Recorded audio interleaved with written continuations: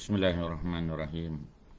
Assalamualaikum warahmatullahi wabarakatuh. Alhamdulillah wassalatu wassalamu ala Rasulillah wa ma taufiqi illa billah.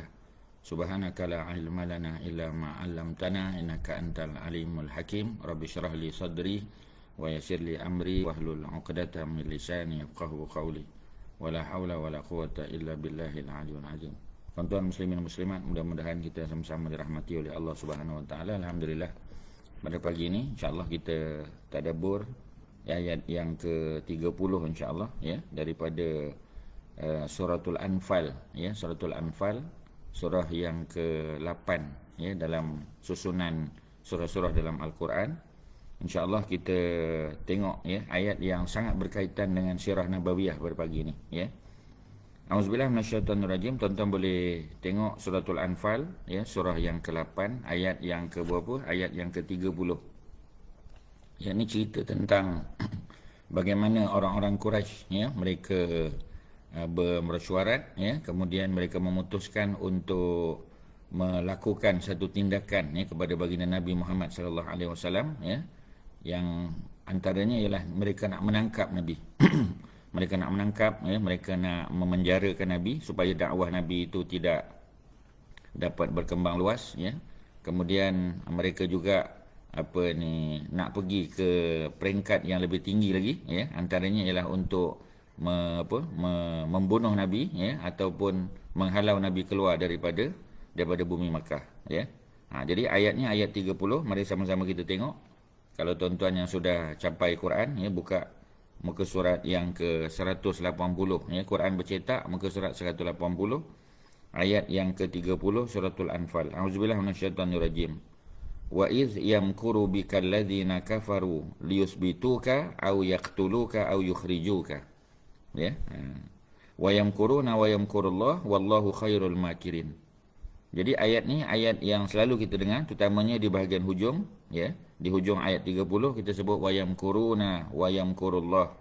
Mereka merancang tipu daya ya untuk menangkap Nabi, untuk membunuh Nabi ataupun untuk menghalau Nabi keluar daripada bumi Makkah ya. Tetapi wa yamkurullah, Allah menggagalkan perancangan mereka ya. Allah gagalkan perancangan mereka ataupun Allah menjadikan ya tipu daya dan perancangan mereka itu tidak berjaya. Wallahu khairul makirin. Dan Allah itu adalah sebaik-baik penggagal ya tipu daya ya, ataupun pembalas tipu daya. Jadi ayat ni kalau kita boleh tengok ya secara lebih detail lagi ya, ia bertitik tolak daripada peristiwa seperti mana Ustaz sebut tadi ya, mesyuarat yang telah dilakukan oleh orang-orang Mekah ya. Orang-orang Mekah mereka bermesyuarat untuk menangkap ya Nabi, kerana mereka tidak lagi dapat untuk membendung ya dakwah Nabi. Jadi bila dakwah Nabi itu tidak dapat dibendung lagi ya, maka apa yang berlaku ya? Yang berlaku ialah mereka mesti melakukan sesuatu tindakan yang lebih agresif ya kepada Nabi. Sebab itu Allah menyebut wa'iz, dan ingatlah ketika mana yamkuru bikal ladzina kafaru, ketika orang-orang kafir. Orang kafir di sini ialah orang-orang kafir Mekah ya, kafir musyrik. Jadi mereka ini ya yang terdiri daripada satu jumlah ya yang agak besar ya. Kalau kita tengok dalam kitab sirah ya, jumlah mereka mencecah berapa? 14 orang ya. Jumlah mereka mencecah 14 orang, dan mereka ini diketuai oleh Abu Jahal ya, oleh Abu Jahal, oleh siapa kita panggil ya, oleh Abu Sufyan ya, dan oleh Umayyah bin Khalaf ya. Umayyah bin Khalaf yang telah kita kata melakukan penyiksaan kepada Bilal bin Rabah ya, Umayyah bin Khalaf dan adiknya yakni Ubay bin Khalaf. Jadi mereka ini datang daripada kabilah-kabilah yang pelbagai ya. Ada lebih daripada 10 kabilah yang berkumpul ya, menghantar wakil-wakil mereka, ketua-ketua mereka, termasuklah Abu Sufyan ya, yang mewakili Bani Abdul Syams ya. Begitu juga kita kata Utbah ya bin Rabi'ah, Syaibah bin Rabi'ah. Ini dua orang yang kalau masih ingat ya, mereka ini memiliki kebun ya di Taif ya. Nabi pernah dibaling batu di Taif, Nabi berehat di kebun mereka ya. Tetapi mereka kedua-duanya adalah orang Mekah yang membenci dan menentang dakwah Nabi ya. Begitu juga kita kata Abu Jahal, sudah tentu ya, Amr bin Hisham nama sebenarnya. Mereka ni 14 orang berkumpul. di satu tempat yang dipanggil sebagai Darun Nadwah. Darun Nadwah ni macam kita kata Dewan Mesyuarat, ataupun kalau dalam konteks negeri kita kata Dewan Undangan Negeri lah. Kalau di peringkat nasional, parlimen lah. Jadi mereka duduk berbincang dan nak memutuskan apakah tindakan yang mereka nak ambil. Jadi Quran merakamkan peristiwa ini. Musyawarah ini ataupun mesyuarat ini tidak disedari oleh Nabi. Nabi tak tahu cerita ni. Nabi hanya tahu cerita ni apabila diberitahu, disampaikan wahyu oleh Jibril alaihissalam. Jadi Allah menyebut dalam ayat 30 ketika mana mereka merancang, wa iz yamkuru bika, ketika mana mereka merancang untuk mengambil tindakan kepada engkau wahai Muhammad. Siapa mereka? Allazina kafaru, orang-orang kafir. Yang jumlahnya kalau dalam kitab sirah lebih kurang 14 orang. Mereka berbincang, bermesyuarat apa tindakan yang sebaiknya mereka nak ambil. Dan Allah merakamkan perancangan mereka. Yang pertama, mereka nak buat apa? Liyusbituka, mereka nak menangkap engkau, nak tangkap, nak penjarakan, supaya dakwah Nabi tidak dapat berjalan kalau Nabi telah dipenjarakan. Au yaqtuluka, ataupun mereka nak bunuh engkau. Memang mereka nak bunuh, tuan-tuan. Nanti kita tengok bagaimana 14 orang ni buat keputusan untuk mengepung rumah Nabi, dan yang mengepung rumah Nabi itu 11 orang daripada mereka. 11 daripada mereka dengan beberapa tambahan. Contoh dalam mesyuarah tadi Umayyah bin Khalaf. Umayyah bin Khalaf ini juga yang terlibat dalam membunuh Sumayyah. Umayyah bunuh Sumayyah. Senang nak ingat. Jadi Umayyah bin Khalaf yang menjadi wakil.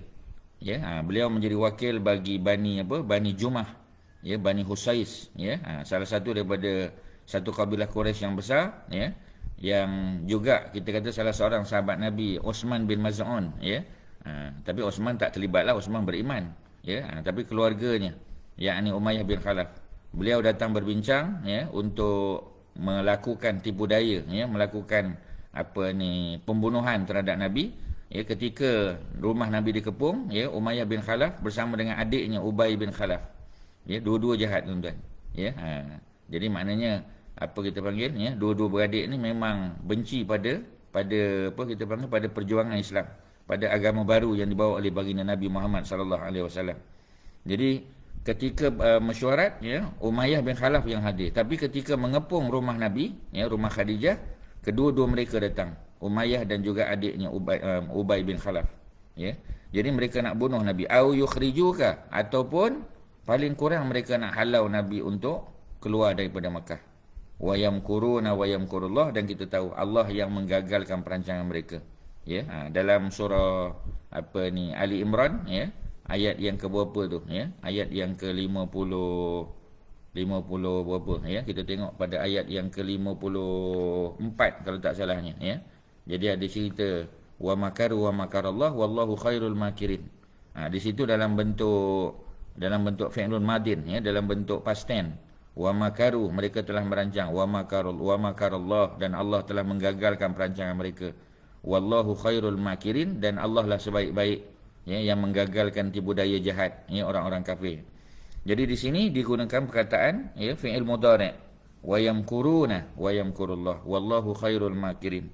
Dan Allah itu sebaik-baik yang menggagalkan tipu daya yang dibuat oleh orang-orang kafir. Jadi tuan-tuan, kalau kita boleh tengok sekali lagi, kalau tengok dalam kitab sirah, peristiwa ni berlaku pada 26 Safar. 26 Safar. Bulan dalam Islam mula dengan Muharram. Ini semua orang tahu. Dan bulan ini bukan dibuat oleh Nabi dan para sahabat, bukan. Bulan-bulan dalam kalender Islam ni asalnya adalah bulan-bulan dalam kalender masyarakat Arab. Memang dah ada Muharram, Safar, Rabiul Awal, Rabiul Akhir, Jumadal Ula, Jumadal Akhirah, ni semua dah ada. Rajab, Sya'ban, Syawal, Ramadan, ni semua bulan-bulan yang namanya telah diberi oleh masyarakat Arab. Jadi ni bulan yang kedua, bulan Safar. Pada 26 Safar mereka buat keputusan. Dan Jibril bagi tahu Nabi, bagi tahu secara detail apakah kita panggil butiran ataupun detail yang telah dibincangkan, perancangan yang telah dibincangkan oleh masyarakat Arab, masyarakat Arab Quraisy pada masa itu. 14 orang tadi, antaranya Abu Jahal, antaranya ialah jiran Nabi, ya. Salah seorang daripada jiran Nabi itu ialah siapa kita panggil, ya, Al-Haris, ya, An-Nadhr bin Al-Haris. Kalau tuan-tuan masih ingat, ya, ketika Nabi solat di hadapan Kaabah, ya, ketika Nabi sujud, tiba-tiba datang seorang lelaki, ya, yang meletakkan najis unta, sebahagian kata perut unta, ya, unta yang telah disembelih, perutnya yang kotor itu diletakkan di atas tubuh Nabi sehingga Nabi tak boleh nak bangun. Ya, datang Fatimah, ya, membersihkan kotoran tersebut, menangis Fatimah. Ya, Nabi pujuk Fatimah, Nabi kata jangan menangis. Ya, kerana Allah bersama dengan kita. Jadi dalam konteks tersebut, ya, mesti kita ingat bahawasanya yang melakukan hal tersebut ialah An-Nadhr. An-Nadhr bin Al-Haris, dan beliau adalah jiran Nabi. Ya, rumahnya berada di dekat dengan rumah Khadijah. Ya, kerana selepas berkahwin Nabi berpindah ke rumah Khadijah. Kawasan elit lah, ya, kawasan elit Mekah pada masa itu. Dalam konteks kita panggil Mekah haid lah, ya. Kalau kita ada Damansara haid, ya, kita ada apa? Kita ada apa ni, Mekah haid, ya. Jadi makna kawasan elit di mana Abu Lahab, ya, duduk di situ, Khadijah di situ. Kemudian An-Nadhr bin Al-Haris, ya, kemudian kita ada Utbah, ya. Utbah bin apa? Ya, Utbah bin siapa kita panggilnya? Antaranya ialah apa ni? Ya, antaranya ialah Utbah bin siapa? Ya, salah seorang daripada, kalau kita tengok siapa namanya, Utbah bin Abi Mu'id, ya, juga jiran Nabi, ya. Cuma Utbah bin Abi Mu'id dalam mesyuarat tak hadir, ya, tapi nanti dalam kes mengelilingi, ya, mengepung rumah Nabi, beliau ada, ya. Dan kita boleh bayangkan bagaimana jiran sendiri mengambil keputusan untuk membunuh jirannya, ya, seperti mana yang berlaku di Bosnia, ya. Kalau tuan-tuan masih ingat, ya, ketika mana ada satu kampung, ya, satu kampung Ahmad Ci ini dalam perjalanan nak pergi ke Sarajevo, ya. Kalau kita singgah di kampung tersebut, ya, ada cerita, ya, ada museum yang dibuat di situ, ya, menunjukkan bagaimana masjid tu roboh, tuan-tuan, ya. Menara masjid dirobohkan, ya. Sebahagian daripada penduduk kampung dibunuh oleh orang kampung itu sendiri, ya. Sebahagian orang kampung tersebut ialah daripada bangsa Croatia, ya, daripada bangsa Croatia. Jadi mereka, ya, yang berpakat dengan tentera musuh, ya, Serbia, untuk membunuh orang Islam yang kita panggil mereka besar di kampung tersebut, ya. Jadi orang-orang Croatia ni, ya, orang-orang Kroat, ya, mereka besar di kampung tersebut, ya, mereka berkawan, berjiran, ya, bersosial dengan masyarakat. Mereka kenal, ya, dan mereka lah yang sama-sama terlibat dalam membunuh orang Islam itu sendiri. Mereka bunuh kawan mereka sendiri walaupun berlainan agama. Sebab Kroat ni kita tahu, ya, mereka ini beragama Kristian Ortodok, ya, orang Serbia, ya, berbangsa Serbia ni juga ialah Kristian Ortodok. Orang Islam, ya, orang-orang Bosnia, ya, kebanyakannya adalah Muslim. Jadi mereka dibunuh oleh jiran mereka. Jadi kisah ini pernah berlaku pada zaman Nabi, di mana tadi kita panggil Utbah, ya, bin Abi Mu'id, dan juga Al-Haris, ya, An-Nadhr bin Al-Haris. Kedua-duanya, ya, jiran yang benci Nabi, ya, mereka ambil keputusan untuk datang bermesyuarat dan mereka mengepung rumah Nabi untuk bunuh Nabi, ya. Jadi kalau kita tengok, tuan-tuan, ya, ada fakta sejarah yang perlu kita betulkan, ya. Kerana selama ni kita menyangka bahawasanya yang mengelilingi rumah Nabi itu adalah orang-orang muda, pahlawan-pahlawan muda, ya, yang dilantik, ya, oleh kabilah-kabilah mereka untuk mengepung dan membunuh Nabi. Tapi hakikatnya yang mengepung rumah Nabi itu, ya, bukan orang-orang muda, tuan-tuan. Ya, mereka ni adalah mereka yang lebih tua daripada Nabi, ya. Sebagai contoh Abu Jahal, ataupun nama sebenarnya ialah Amr bin Hisham. Amr bin Hisham dia 12 tahun lebih tua daripada Nabi. 12 tahun lebih tua daripada Nabi, ya. Macam mana kita kata orang muda, tuan-tuan? Ya, Nabi pada ketika itu nak hijrah, Nabi berusia 53 tahun. 53, ya, ketika hijrah. Ya, dan Nabi berhijrah ke Madinah, 10 tahun di Madinah, wafat pada usia 63 tahun. Jadi makna ketika hijrah umur Nabi 53. Berapa umur Abu Jahal, ya, ataupun Amr bin Hisham pada ketika itu? Ya, 53 campur 12 berapa, tuan-tuan? Ya, 65, tuan-tuan. Ya, Abu Jahal bukan orang muda. Ya, 65. Abu Lahab, ya, salah seorang bapa saudara Nabi, yang nama sebenarnya Abdul Uzza bin Abdul Muttalib. Ya, beliau 21 tahun lebih tua daripada Nabi. Ya, jadi maknanya usianya lebih kurang 74 tahun. Ya, begitu juga Umayyah bin Khalaf, ya, Ubay bin Khalaf. Begitu juga siapa tadi kita panggil, ya, Utbah bin Abi Mu'id, ya, kemudian An-Nadhr bin Al-Haris. Mereka ni semua adalah senior Nabi, tuan-tuan. Jadi pendapat ataupun selama ni kita menganggap bahawasanya yang mengepung rumah Nabi nak bunuh Nabi itu adalah orang-orang muda, sebenarnya tak tepat tuan-tuan. Yang mengelilingi rumah Nabi itu yang mengepung rumah Nabi adalah siapa tuan-tuan? Mereka adalah di kalangan orang-orang tua yang tapi masih sihatlah merupakan pemimpin kabilah-kabilah mereka yang datang sini, termasuk Abu Lahab tuan-tuan. Yang paling pelik kita kata Abu Lahab, jiran Nabi, bapa saudara Nabi. Beliau salah seorang daripada orang yang sangat gembira ketika Nabi lahir. Malah disebut dalam kitab Nurul Yakin fi Sirah Sayyidil Mursalin, Syekh Muhammad Khudri Bek menyebut dia sembelih sekumpulan unta dia. Malah ada yang sebut 100 ekor unta tuan-tuan. Sebab Abu Lahab salah seorang daripada orang kaya Mekah. Gembira dengan kehadiran Nabi. Terutamanya Nabi itu adalah anak kepada adik dia Abdullah bin Abdul Muttalib, gembira dia. Tapi ketika Nabi bawa Islam, dia antara orang yang mula-mula menentang Nabi, frontliners tuan-tuan. Golongan hadapan yang menentang dakwah Nabi sallallahu alaihi wasallam. Jadi Allah rakamkan peristiwa ini dalam ayat 30.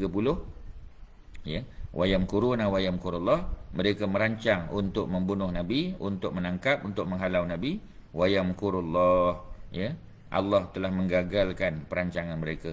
Wallahu khairul makirin, dan Allah, ketahuilah bahawasanya Allah itulah sebaik-baik menggagal perancangan mereka. Kita tengok ayat 31 tuan-tuan. Auzubillahi minasyaitanirrajim. Wa idza tutla alaihim ayatuna. Ketika mana Nabi ini cerita Nabi dakwah. Ketika Nabi dakwah tuan-tuan, ketika Nabi berdakwah, kita tahu bahawasanya dakwah Nabi itu ditolak oleh mereka.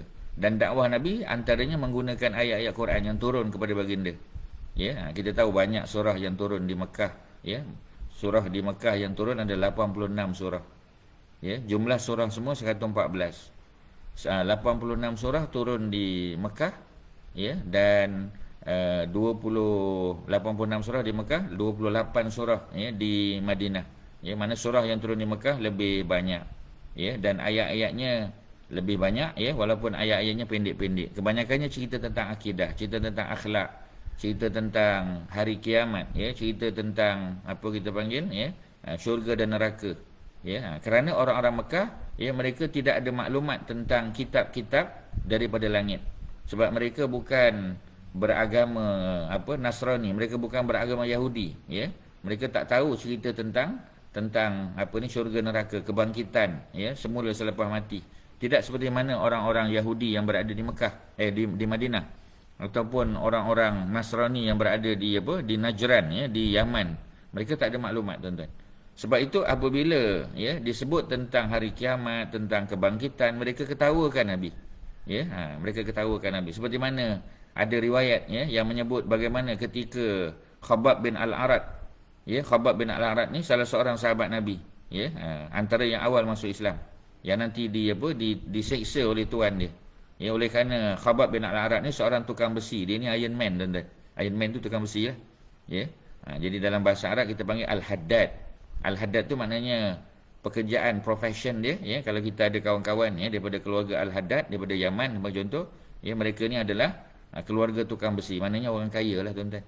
Tukang besi ni buat pedang, buat peralatan, memasak, pertanian dan sebagainya. Jadi mereka ni peniaga, bukan sekadar pembuat besi, peralatan daripada besi, malah mereka juga menjualnya. Orang kaya lah, keluarga kaya. Jadi salah seorang daripada sahabat Nabi yang terlibat dalam bidang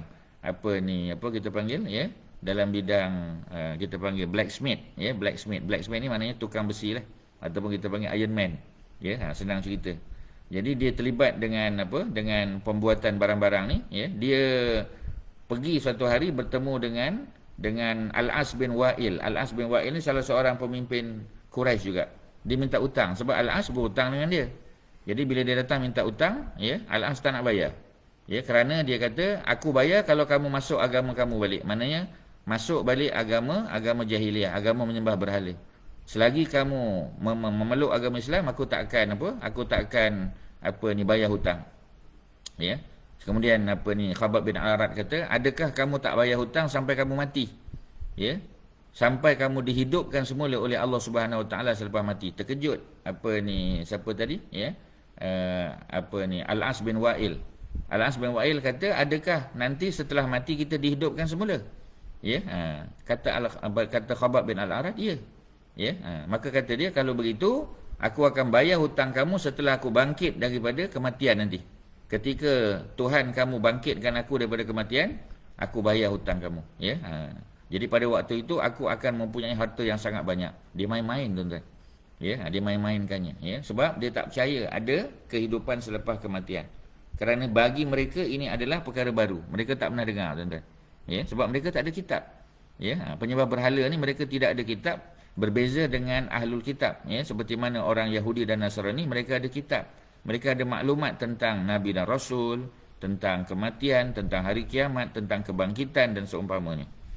Sebab itu, ya, ayat 31 Allah sebut wa idza tutla alaihim ayatuna, wa idza, dan apabila tutla dibacakan alaihim ke atas mereka.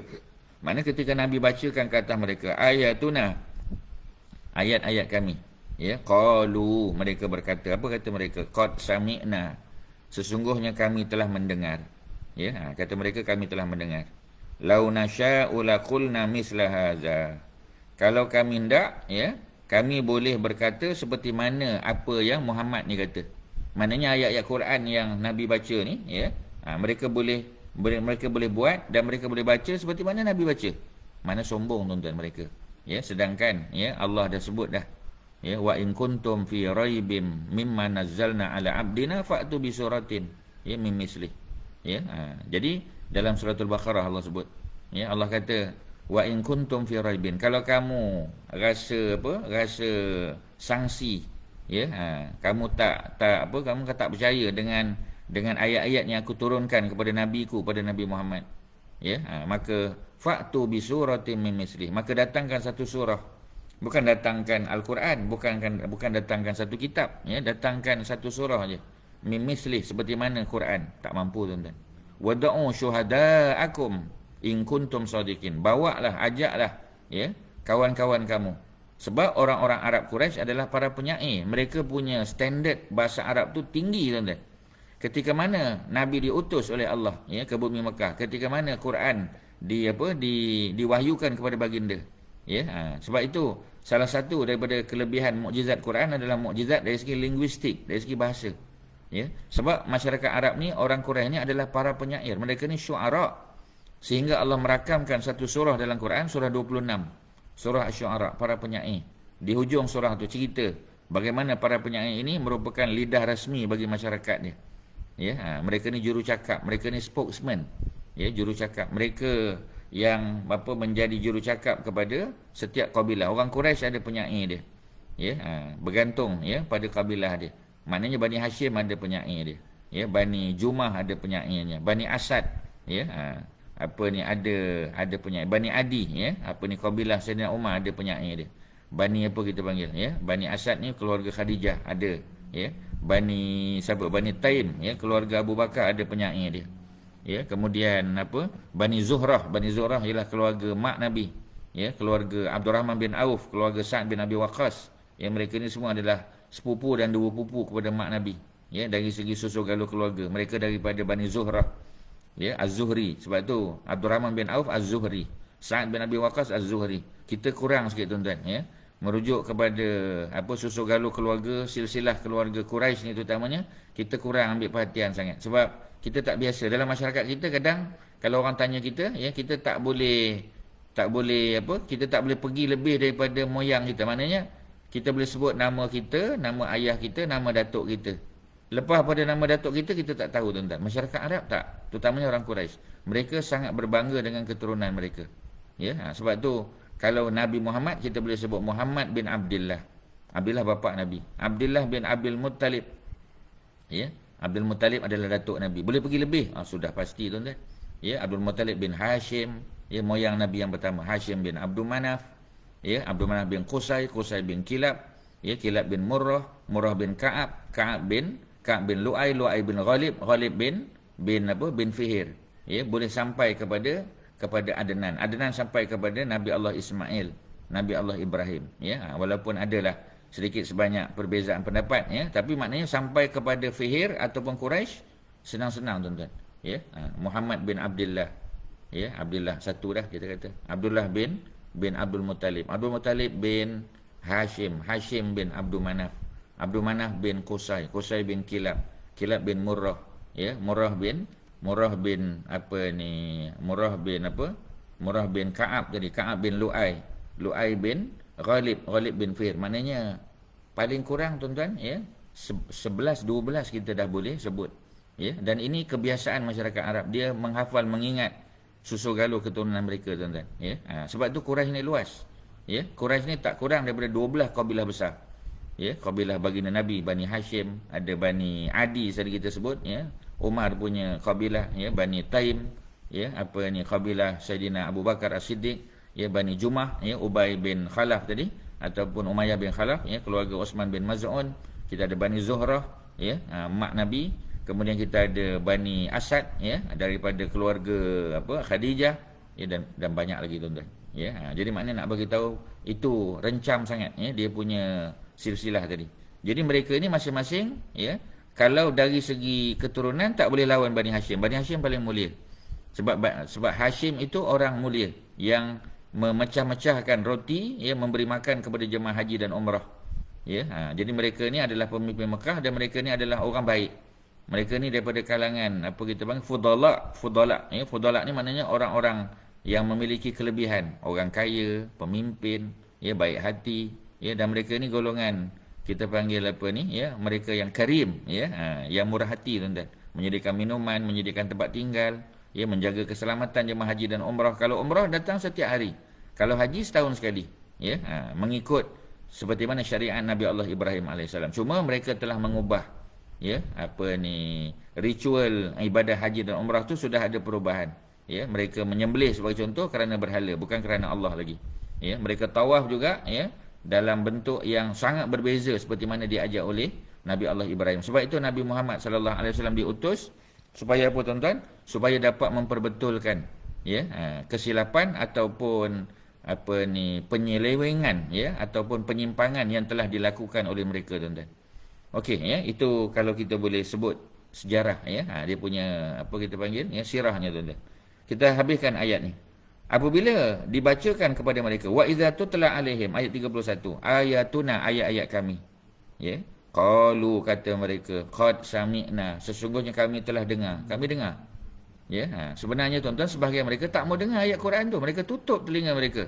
Yaj'aluna asabi'ahum fi adhanihim, ya, mereka tutup telinga mereka, ya. Quran menyebut bagaimana sungguh-sungguh mereka tutup. Yaj'aluna asabi'ahum, mereka jadikan jari-jari mereka, nak masuk satu jari dalam telinga pun tak boleh, tuan-tuan. Ini kan pula asabi'ahum, jari-jari tak boleh. Tapi di sini, ya, satu bentuk tamsil, satu bentuk gambaran bagaimana sungguh-sungguhnya mereka nak apa kita panggil, ya, nak menghalang dakwah Nabi itu sampai kepada mereka dengan cara mereka tutup telinga mereka. Kalau ada sumbatan, mereka sumbat, ya, tak mau dengar kerana mereka bimbang, mereka terpengaruh. Tapi mereka kata qad sami'na, sesungguhnya kami dah dengar. Lau nasya'u, kalau kami hendak, kata mereka, kalau kami mahu, la qulna, pasti kami akan katakan misla haza, seperti mana, ya, seperti mana apa ni, apa yang disebut oleh Muhammad tadi, ya. Mereka merasakan mereka mampu buat, ya. Mereka tak mampu, tuan-tuan, walaupun satu ayat, ya. Bukan walau bi suratin, ya, walau bi ayatin, walaupun dengan satu ayat tak mampu, tuan-tuan. Sebab Quran adalah kalam Allah, bukan datang dari Nabi. Nabi hanya membacakan saja. Nabi tidak terlibat, ya, dalam penyusunan ayat Quran. Surah mana, ayat berapa, ya, kemudian bila turun, Nabi tak ada kena mengena, tuan-tuan. Nabi hanya menerima wahyu, ya. Quran ditanzil, yang menurunkannya Allah Subhanahu Wa Taala, sebahagiannya melalui perantaraan Jibril, ya. Itu proses je, tuan-tuan, ya. Jadi apa ni, mereka kata apa, tuan-tuan, di hujung ayat 31, ya, kata mereka, in haza, tidaklah, ya, apa yang dibaca oleh Muhammad ini illa melainkan asatir. Apa makna asatir? Asatir adalah dongengan, dongeng-dongeng, tuan-tuan. Al-awwalin, orang-orang dulu. Kerana, tuan-tuan, ya, untuk mengetahui, tuan-tuan, yang disebut sebagai jiran Nabi tadi, An-Nadhr bin Al-Haris. Disebut An-Nadhr ni, ya, ketika Nabi mengajarkan Al-Quran, membacakan ayat Quran, mengajarkan tafsiran dia, tuan-tuan, ya, apa dibuat oleh An-Nadhr bin Al-Haris, dia juga buat majlis, ya, majlis yang apa ni, selari dengan majlis Nabi tadi, ya, sebab nak ajak orang supaya jangan dengar Muhammad, ya.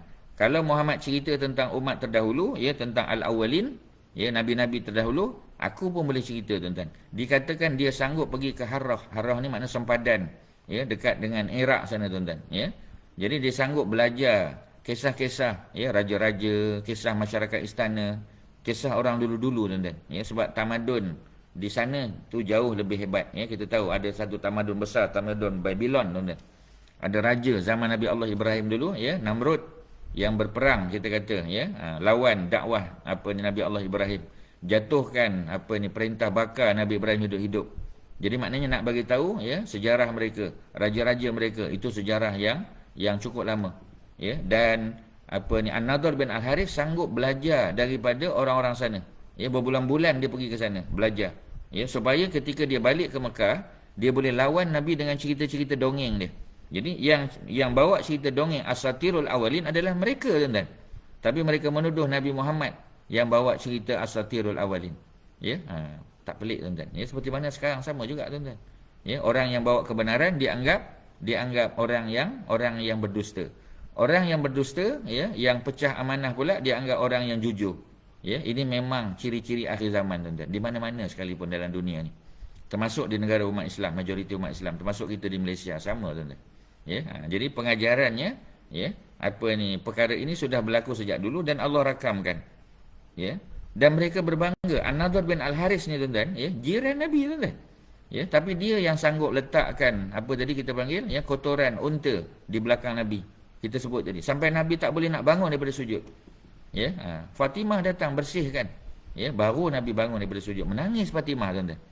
Sehingga Nabi pujuk dia, ya, jangan menangis wahai anak. Ya, kerana apa? Kerana innallaha ma'ana. Allah akan tolong ya kita insya-Allah. Jadi, kalau kita boleh sambung satu ayat lagi tuan-tuan ya, ayat 32. Bagaimana ya mereka ini ketika mana tadi Ustaz sebut ya, cerita apa ni Al-As bin Wa'il tadi yang tak nak bayar hutang Khabbab bin Al-Arat. Tuan-tuan ingat tadi kan? Ya, salah seorang sahabat Nabi tukang besi tadi. Seorang blacksmith, ya blacksmith itu tukang besi. Ya, ataupun dengan bahasa mudah kita panggil Iron Man. Jadi bila Al-Wa'il bin Al-As bin Wa'il tadi dia berhutang tak nak bayar. Bila Khabbab minta hutang, ya dia kata tak nak bayar.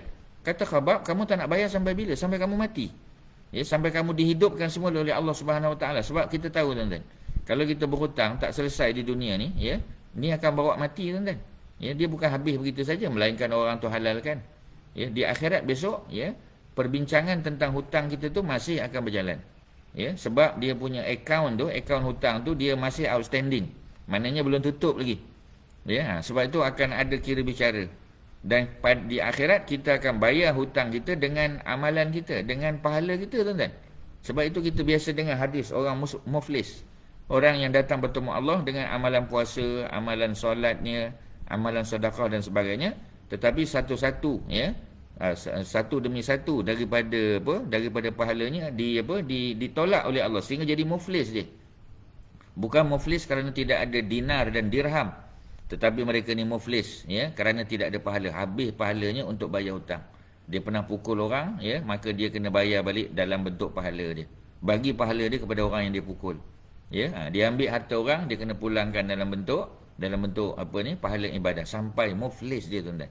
Ya, dicampak masuk ke dalam neraka. Asalnya ada pahala ibadah. Kerana banyak hal yang tak selesai di dunia.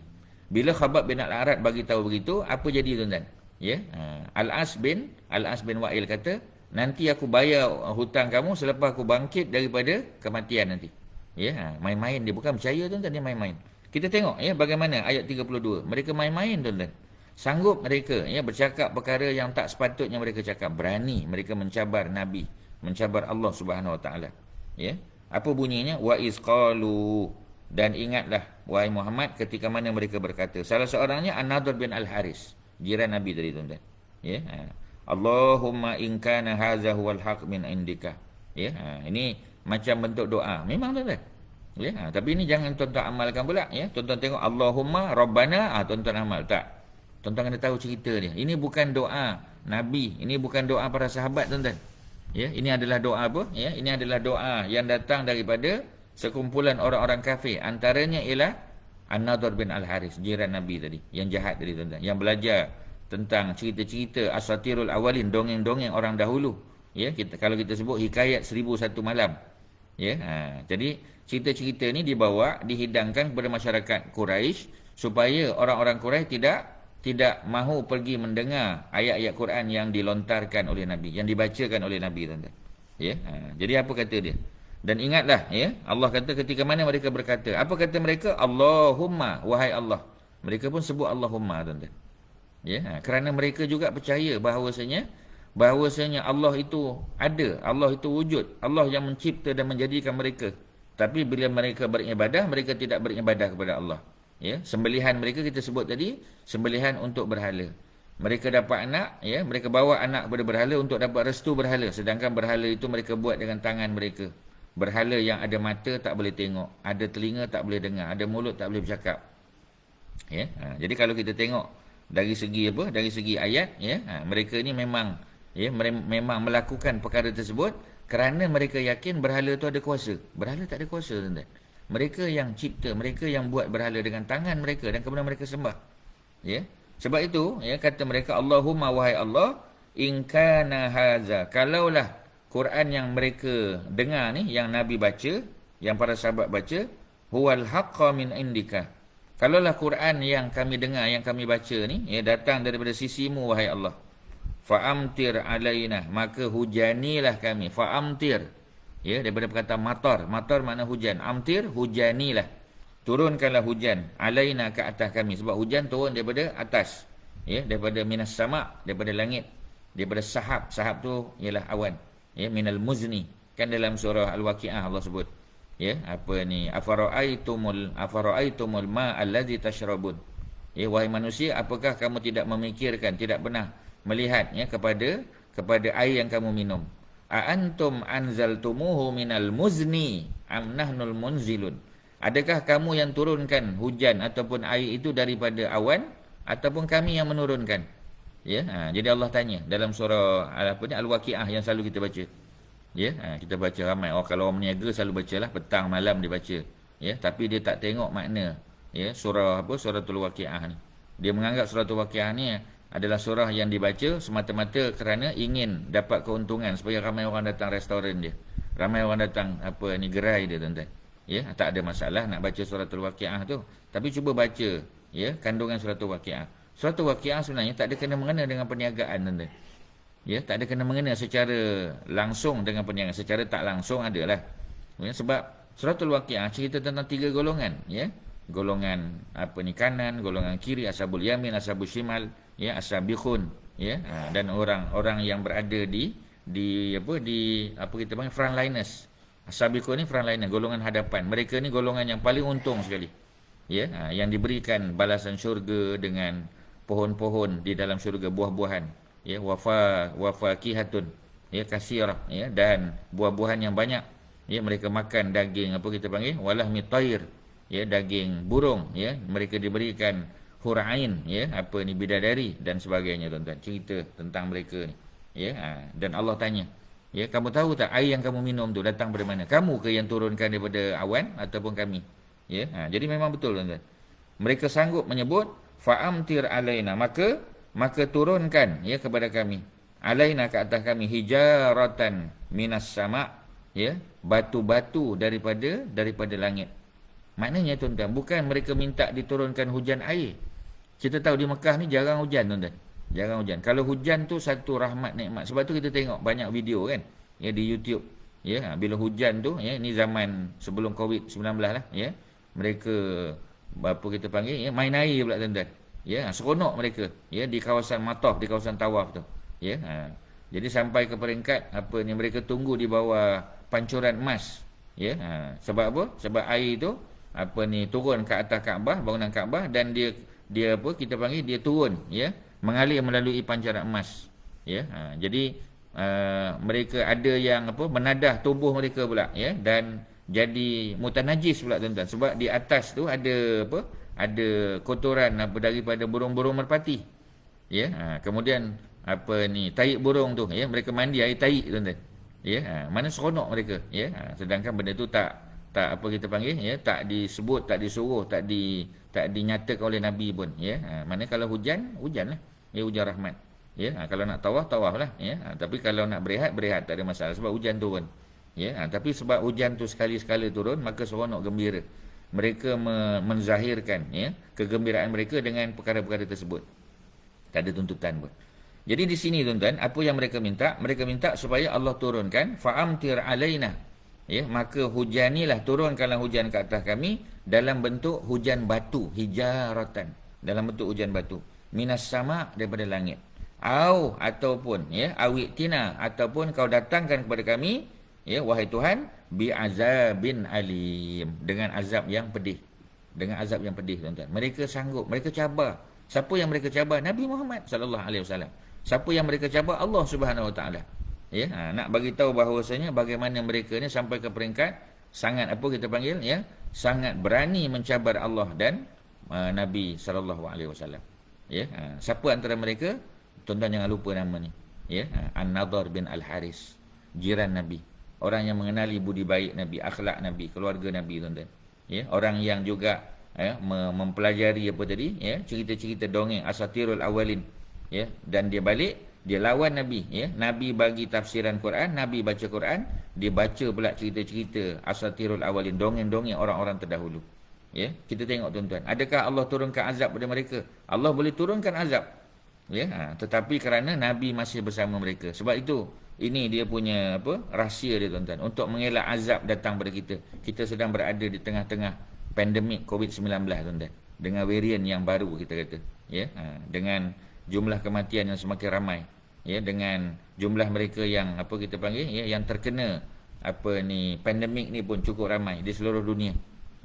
Jadi salah satu daripada cara untuk kita mengelak azab Allah Subhanahu Wa Taala, daripada terkena pada kita, ialah dengan kita membaca ayat ni dan kita amalkan. Ayat terakhir, ayat 33. Mari sama-sama kita tengok di hujung perbincangan kita ni, tuan-tuan. Wa ma kana Allahu liyu'adzibahum wa anta fihim. Tuan-tuan, ni fakta yang mungkin kita tak perasan. Tuan-tuan perasan tak ketika Nabi masih berada di Mekah, Allah tak turunkan azab kepada mereka, tuan-tuan. Kemarau memang selalu berlaku lah, betul lah. Memang hujan jarang berlaku, hujan jarang turun. Tetapi secara umum azab Allah, Allah turunkan tak hijaratan minas sama, hujan batu daripada langit, tak. Wa ma kana Allah, dan tidaklah Allah Subhanahu Wa Taala itu liyu'adzibahum, mengazab mereka. Wa anta fihim, sedangkan ada huruf waw di situ. Waw di sini maknanya wawul hal, waw al-haliyah. Ketika mana, sedangkan anta fihim, engkau berada bersama mereka. Ketika mana Nabi berada di Mekah bersama dengan orang kafir Quraisy, Allah tak turunkan azab begitu, tuan-tuan. Ketika mana mereka kalah, mereka dibunuh dalam peperangan, itu ketika Nabi sudah berhijrah ke Madinah. Dalam peristiwa perang Badar, barulah Abu Jahal tadi, kita tengok Umayyah bin Khalaf, dan mereka ni terbunuh dalam perang Badar. Ini kita kata VIP Mekah, pemimpin Mekah yang yang datang bermesyuarat untuk tangkap Nabi, penjarakan Nabi, bunuh Nabi, halau Nabi keluar. Mereka ni lah yang akhirnya terbunuh dalam perang Badar. Perang pertama mereka dah kalah, tuan-tuan, dibunuh. Sehebat Abu Jahal, sehebat Umayyah bin Khalaf, juga kita kata Utbah bin Rabi'ah, Syaibah bin Rabi'ah, ni semua mati dalam perang Badar. Yang tak mati Abu Sufyan. Kerana Abu Sufyan pada ketika itu bawa rombongan dagang, dan beliau akhirnya dapat hidayah Allah, masuk Islam akhirnya, tuan-tuan. Abu Sufyan menjadi bapa mertua Nabi, kerana Nabi berkahwin dengan salah seorang anak perempuan beliau, Ramlah bin Abi Sufyan. Tapi yang lain mati, tuan-tuan. Termasuk Abu Lahab. Walaupun tidak mati dalam perang, tapi mati terkejut. Kerana apa? Kerana terkejut, bagaimana kawan-kawan baiknya tadilah, Abu Jahal, kemudian Umayyah bin Khalaf, kemudian Utbah bin Rabi'ah, Syaibah bin Rabi'ah, ni semua tokoh-tokoh hebat, orang Mekah ni mati semua dalam perang Badar. Dan dia pun jatuh sakit, tuan-tuan, terkejut. Dia kena penyakit kudis, yang disebut sebagai kudis. Dan 7 hari selepas dengar berita, dikatakan beliau mengembuskan nafas terakhir. Sehingga anak-anaknya pun tak nak uruskan dia, kerana jijik melihat penyakit yang ada pada dia, tuan-tuan. Sebab tu ayat terakhir kalau kita tengok, Allah kata Allah tak azab mereka, wa anta fihim, ketika mana engkau berada bersama dengan mereka. Wa ma kana Allahu mu'adzibahum, dan Allah tidak mengazab mereka. Allah tidak akan mengazab mereka, orang-orang kafir ni, tuan-tuan. Sama ada mereka pada ketika itu mereka ini mengenakan sekatan pada Nabi, mereka ini menolak dakwah Nabi, menghina, mengejek dan melakukan perkara-perkara yang buruk pada Nabi dan para sahabat, Allah tak azab mereka. Ya, kita pun sama tuan-tuan, Allah tak azab. Ya, wahum yastaghfirun, ketika mana mereka beristighfar kepada Allah Subhanahu Wa Taala. Jadi kena banyak istighfar. Kerana orang yang beristighfar, ya, mereka ini mudah-mudahan terjauh daripada azab Allah Subhanahu Wa Taala. Sebab kita tahu kita banyak buat salah, tuan-tuan. Kita banyak buat kesilapan. Ya, jadi istighfar, kena banyak istighfar. Astaghfirullah, ya, wa atubu ilaih. Astaghfirullah wa atubu ilaih. Ya, aku bertaubat, ya, aku beristighfar kepada Allah dan aku bertaubat kepadanya. Astaghfirullah allazi la ilaha illa huwal hayyul qayyum wa atubu ilaih. Ya, aku ya, istighfar, minta ampun pada Allah Subhanahu Wa Taala yang tidak ada sembahan yang berhak disembah melainkan Dia. Ya, wa atubu ilaihi, dan aku bertaubat kepadanya. Jadi dengan kita panggil, ya, dengan usaha kita, ibadah kita, ya, berzikir, beristighfar pada Allah Subhanahu Wa Taala, ya, mudah-mudahan, ya, penyakit ataupun apa sajalah, ya, wabak penyakit, ya, termasuklah pandemik ni, tuan-tuan, ya, mudah-mudahan tidak terkena pada kita dan keluarga. Dengan syarat, ya, kita masih meneruskan yastaghfirun wahum yastaghfirun, mereka terus beristighfar kepada Allah Subhanahu Wa Taala. Ya, jadi mudah-mudahan apa yang kita bincang pada pagi ini ada manfaat, tuan-tuan. Ya, secara umum kalau kita boleh recap aja, kita boleh buat summary apa yang kita bincang pada hari ini. Kita bincang daripada ayat 30, ya, ayat 30, ayat 31, 32 dan 33, 4 ayat, tuan-tuan. Tak banyak. Ya, tapi pengajarannya banyak. Sebab kalau kita tengok secara umum, kita baca memang macam itulah, kita boleh bacalah terjemahan dia. Tapi kalau kita baca dalam konteks tafsiran Al-Quran, para ulama tafsir, begitu juga daripada perspektif sirah, kita akan dapat gambaran yang lebih luas. Ya, dan hari ini kita kenal satu tokoh, ya, bukan sekadar Abu Jahal, bukan sekadar Umayyah bin Khalaf, ya, yang terlibat dalam menyiksa Bilal, ya, bin Rabah sebagai contoh. Ya, Umayyah bin Khalaf ni yang menyiksa Bilal bin Rabah, yang kita panggil, ya, dijemur di tengah panas. Dia letakkan batu di atas dadanya Umayyah bin Khalaf. Dia yang terlibat dalam peristiwa musyawarah di kita panggil tadi, ya, di Darun Nadwah. Darun Nadwah ni sebenarnya, tuan-tuan, ya, adalah bilik mesyuarat ataupun tempat mesyuarat, adun lah, ya, adun-adun berkumpul di situ, ataupun ahli parlimen. Ini adalah rumah, ya, asalnya milik Qusay bin Kilab. Qusay bin Kilab adalah moyang Nabi, tuan-tuan. Ya, maknanya bapa kepada Abdul Manaf. Ya, Abdul Manaf, Hashim bin Abdul Manaf, Abdul Manaf bin Qusay. Jadi Qusay bin Kilab, beliau ni orang kaya, pemimpin Mekah juga. Ya, moyang Nabi yang ketiga. Ya, dan beliaulah yang telah mewakafkan rumahnya untuk dibuat tempat musyawarah, ya, bagi pemimpin Quraisy. Ya, dan tempat yang samalah yang telah digunakan untuk memutuskan, ya, keputusan supaya menangkap, memenjarakan Nabi, membunuh ataupun menghalau Nabi keluar, ya, daripada Mekah. Dan perancangan mereka digagalkan oleh Allah Subhanahu Wa Taala. Tuan-tuan, ya, nanti kalau kita ada peluang kita boleh cerita, dan ayat pun tuan-tuan tahu, ayat yang ke-9 surah Yasin. Ya, wa ja'alna min baini aydihim sadda wa min khalfihim sadda fa aghshaynahum fa hum la yubsirun. Ketika mana para sahabat Nabi mengepung, ya, ketika orang-orang Quraisy yang berjumlah 11 orang tadi daripada 9 kabilah, ya, termasuk Abu Lahab, termasuk Abu Jahal, ya, termasuk Umayyah bin Khalaf, mengepung rumah Nabi dan mereka nak bunuh Nabi. Allah gagalkan, tuan-tuan. Ya, yang gantikan Nabi di tempat tidur Sayyidina Ali. Ya, Nabi keluar, Nabi taburkan pasir di atas kepala mereka, dan kitab sirah menyebut, ya, Nabi bacakan ayat 9 surah Yasin. Ya, wa ja'alna min baini aydihim sadda. Ya, jadi maknanya ini antara ayat yang boleh kita baca kepada orang kafir, ya, yang buat jahat pada kita, yang mengejar kita, yang mengepung kita, ya, yang buat sesuatu yang tidak sepatutnya kepada kita, dan kita boleh bacakan ayat ni seperti mana Nabi baca, tuan-tuan. Ya, jadi kalau kita baca ketika mana kita nak lari daripada polis trafik ke, ya, daripada JPJ ke, tak betul lah, tuan-tuan. Ya, walaupun ayat Quran boleh baca, betul, ya, tapi tak kena tempat. Jadi ayat tu dibaca untuk memelihara diri kita daripada gangguan orang-orang jahat, samsing, ya, kaki pukul, ya, dan sebagainya. Itu cerita ni. Dan cerita tu sangat berkait dengan ayat 9 surah Yasin tadi, sangat berkait dengan ayat yang ke-30. Ya, An-Nadhr bin Al-Harith, jangan lupa, tuan-tuan, orang jahat yang belajar cerita-cerita dongeng untuk lawan Al-Quran yang Nabi baca, orang yang letakkan ya, najis unta di atas badan Nabi dan sebagainya, tuan-tuan. Ya, dan kita tahu ya mereka ini semua merancang untuk bunuh Nabi dan Allah gagalkan. Ya, yang terakhir yang kata kalau kita boleh ambil pengajaran ya, jangan lupa untuk beristighfar pada Allah. Mudah-mudahan istighfar yang banyak ni ya membantu kita ya sebagai protection, sebagai apa kita panggil sebagai shield ya, sebagai perisai ya supaya kita tidak terkena apa kita panggil ya pandemik yang sedang melanda umat manusia pada ketika ini. Ya, di samping of course kita ambil vaksinasi, ya kita ambil vitamin dan sebagainya ya untuk kita punya protection diri kita betul ya. Tetapi sudah tentu pergantungan kepada Allah Subhanahu Wa Taala lah ya yang akan menyebabkan kita terlindung terselamat ya daripada wabak ini.